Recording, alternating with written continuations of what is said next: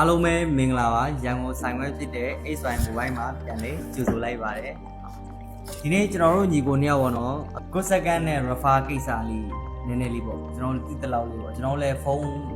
လက်ကားဖြန့်နေတဲ့လူတွေဆိုတော့နည်းနည်းလေးပြောပြချင်တာပေါ့တချို့ကဘာလဲဆိုတော့ကျွန်တော်တို့ကဒီဖုန်းတွေမှာကျွန်တော်တို့လက်ကားပေးပြီးဆိုရင်ကျွန်တော်စီးတစိတ်ကတ်တယ်စီးတစိတ်ဆိုတာအမှတ်အသားကိုခေါ်တာသူများတွေကျွန်တော်ရောင်းလိုက်တဲ့အလုံးကိုသူများတွေပြန်မဖွင့်ဖို့ပြန်မကြည့်ဖို့အဓိကပဲနောက်ဖုန်းတွေပါနေမကွာဘူးပေါ့ကျွန်တော်ဆိုင်ရဲ့အာမခံမှုဟုတ်တော့အာမခံမှုဆိုတာကဒီစီးကဘာလို့စီးကပ်ပေးရလဲဆိုတာကြတော့ကျွန်တော်တို့က customer ကိုတခြားကျွန်တော်တို့ရဲ့ဆိုင်မဟုတ်ဘဲတခြားဆိုင်မှာတော့ပြလိုက်လို့